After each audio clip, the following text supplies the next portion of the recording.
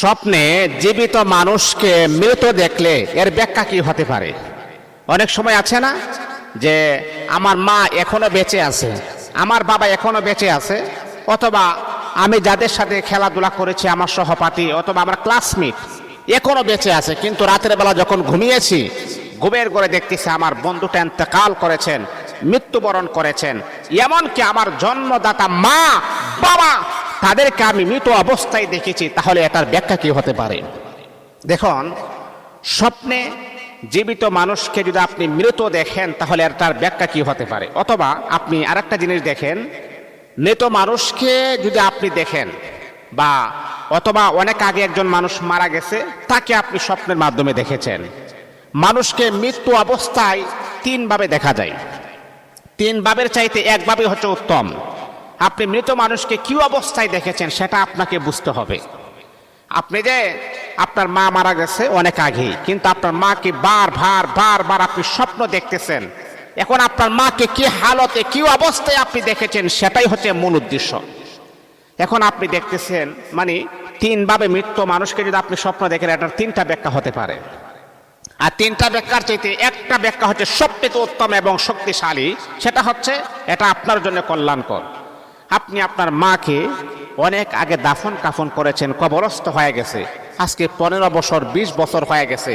তখন আপনি রাতের বেলা যখন ঘুমিয়েছেন আপনি আপনার মাকে স্বপ্নে দেখতেছেন। কি অবস্থায় দেখেছেন?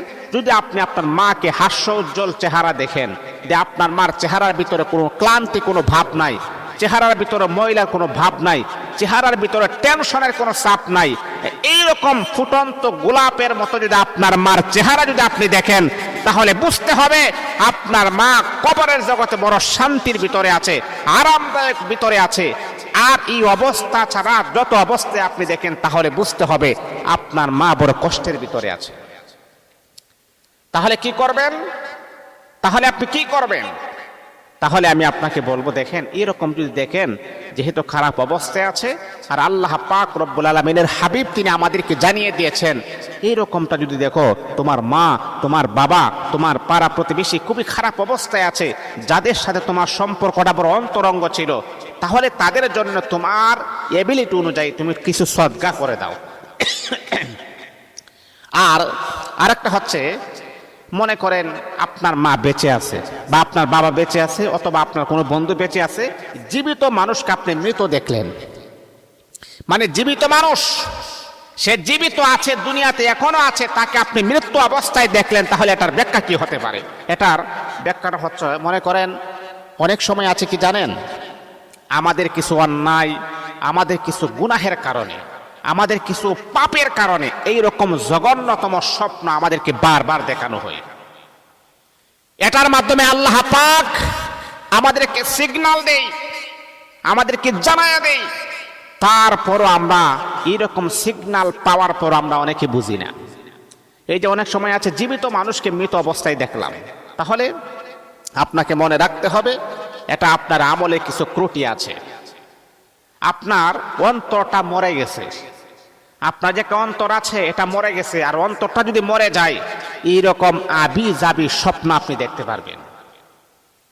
অন্তর মরে যাওয়ার কয়েকটা কারণ আছে, সেটা হচ্ছে আপনি যখন বেশি হাসাহাসি করবেন তখন আপনার অন্তরটা মরে যায়, আপনার দিলটা মরে যায়, কিন্তু আপনি মনে করতেছেন যে হুজুর আমার অন্তরে মরে গেছে, আমি তো স্ট্রং আছি, আমি তো শক্তিশালী আছি। বাবারই ইমানের যে নূর সেটা বন্ধ হয়ে গেছে, আপনি জীবিত আছেন, কিন্তু ইমানের নূর যদি আপনার কাছ থেকে চলে যায় আপনি আছেন কিন্তু এক পয়সারও কোনো মূল্য আল্লাহর কাছে আপনার নাই। ইমান যদি আপনার ভিতরে না থাকে, ইমানের দৌলত ইমানের নূর যদি আপনার ভিতরে না থাকে, আপনার শরীরে শক্তির কোনো অভাব নাই, আপনার দেহ অনেক ভালো, গঠন অনেক ভালো, কিন্তু ইমানের নূর আপনার অন্তরের ভিতরে নাই, এর মানে হচ্ছে আল্লাহ পাকের কাছে এক পয়সারও কোনো মূল্য আমার আল্লাহর কাছে আপনার নাই।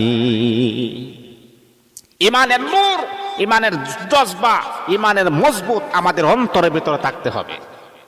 যখন আপনার ভিতরে ইমানের নূর যখন থাকবে না, নামাজ ভালো লাগবে না, কোরআন তেলাওয়াত ভালো লাগবে না, জিকির আজকার ভালো লাগবে না, যে কোনো জিনিস অপকর্ম, নগ্ন ছবি এইগুলা ভালো লাগবে। আর এই দৃশ্যগুলা যখন সারাদিন যখন আপনি দেখবেন, রাতের বেলা যখন আপনি ঘুমাবেন, এইরকম আবি জাবি আউল ফাউল স্বপ্ন আপনি দেখবেন।